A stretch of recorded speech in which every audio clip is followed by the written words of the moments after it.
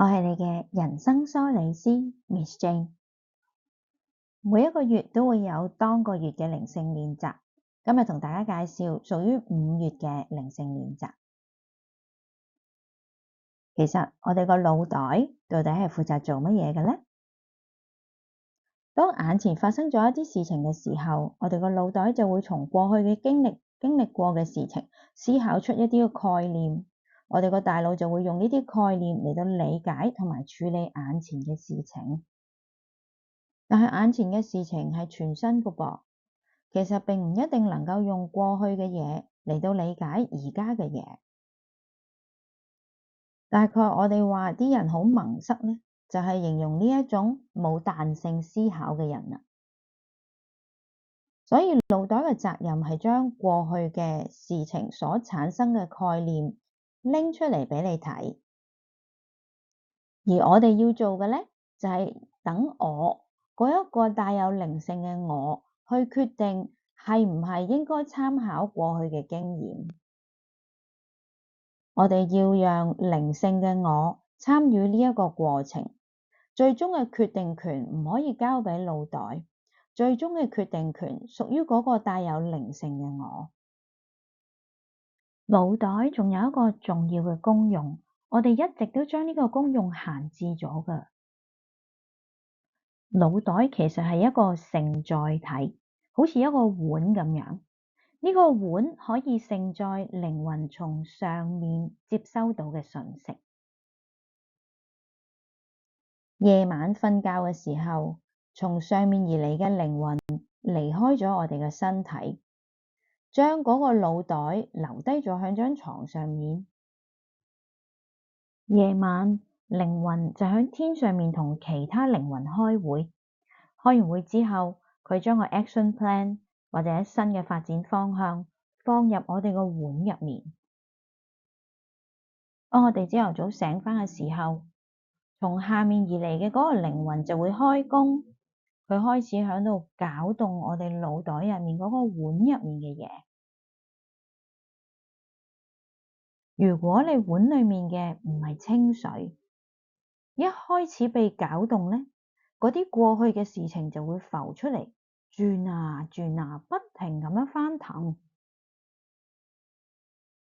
而過去嗰啲嘢可能包括咗童年回憶啊，甚至前世擦唔走嘅嗰啲陰影啊咁樣。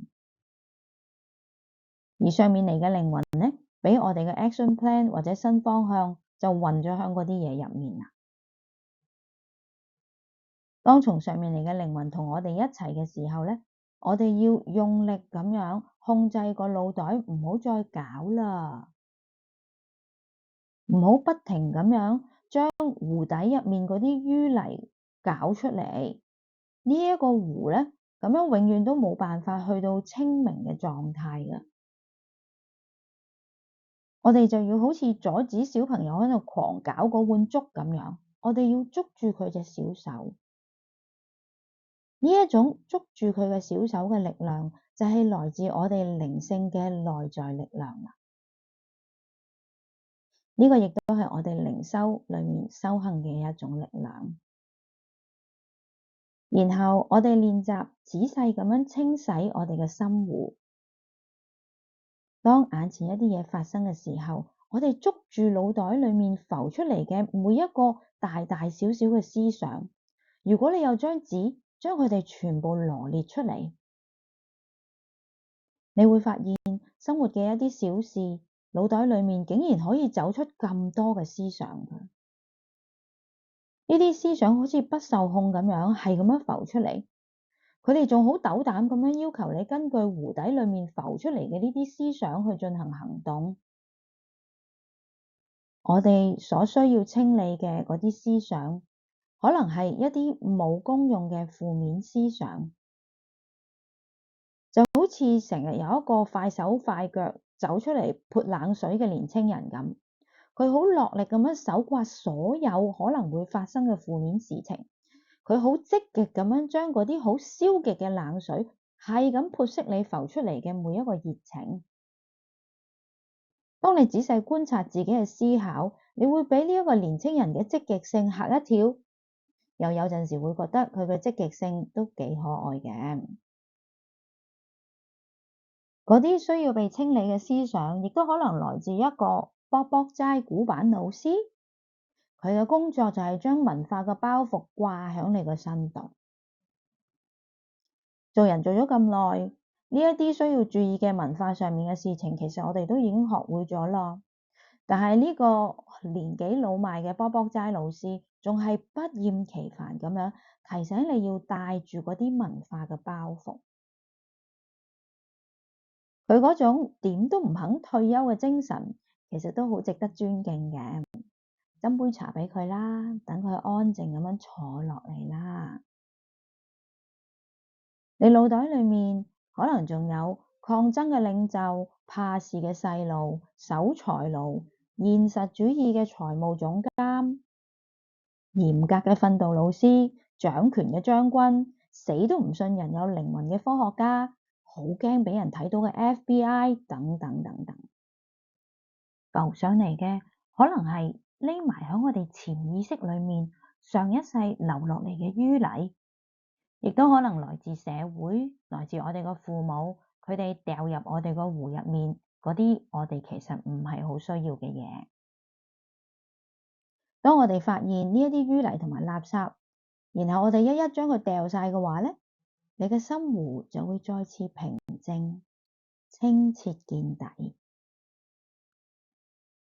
而家你就可以清楚咁樣見到由上面而嚟嘅靈魂喺你朝頭早瞓醒嘅時候，將啲咩信息放入你個心湖度啦。從上面而嚟嘅靈魂一直都有將信息放喺你心湖度㗎，只係你以前仲未有淨化你嘅心湖，嗰啲嘅信息就混雜咗喺啲淤泥啊、垃圾啊咁樣，咁你就冇辦法揾到嗰啲重要嘅信息咯。而家當你個心湖清澈見底，你就可以輕易咁樣接收到呢啲信息啦。5月嘅練習，每一日捉住一個時刻，去覺察每一個腦袋裏面升起嚟嘅思想，將佢全部列晒出嚟，寫喺一張紙度，寫喺嗰張紙嘅左手邊。每一日捉住一個生活嘅時刻，我哋最好咧就揀嗰啲同人互動嘅時刻，從呢啲開始研究就最好啦。例如你同你小朋友嘅互動，或者你同你另一半嘅互動。我哋將腦袋裏面升起嘅思想羅列出嚟，寫喺紙嘅左手邊。觀察呢啲嘅思想，想像呢啲思想係由邊一個人提出嘅咧？咁右邊咧就羅列你個腦袋裏面發聲嘅嗰啲人咯。你可能有負面嘅潑水青年啦，古板嘅卜卜齋老師啦，嚴格嘅訓導老師啦，眼裏只有錢嘅財務總監等等。你一一將佢哋命名，然之後寫喺紙嘅右手邊，然後好似小學做連線功課一樣，將嗰啲浮出嚟嘅思想連到右邊嗰幾個成日發聲嘅人嘅名嗰度。咁樣嘅練習一直去到左手邊，只係剩返真正必須嘅思考。下一次，當你再見到同一種思想傳遞俾你嘅時候，當你知道你唔需要嗰啲思想嘅時候，就好有禮貌咁將嗰個思想退返俾你腦袋入面發聲嘅嗰個人啦。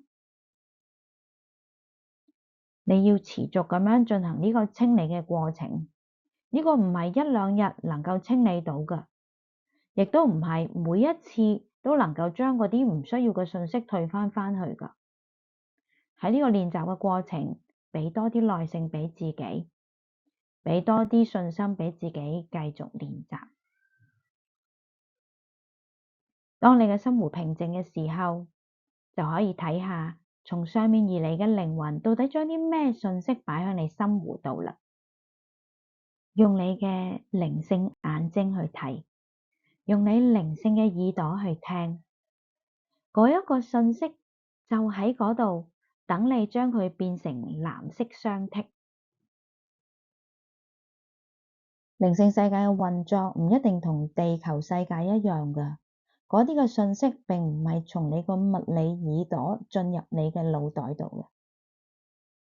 嘅，佢哋就好似喺個腦袋入面嘅泥土自己發芽生出嚟咁樣，佢就喺嗰度嘅。呢個並唔係你嘅諗法，就好似瞓咗喺你腦袋入面一句句子，佢等你將佢讀出嚟咁樣。有冇睇過天生失聰嘅細路仔第一次戴助聽器聽到聲音嘅樣嘛？你試下上網揾呢一條片嚟睇下。當我哋第一次用我哋嘅靈性耳朵，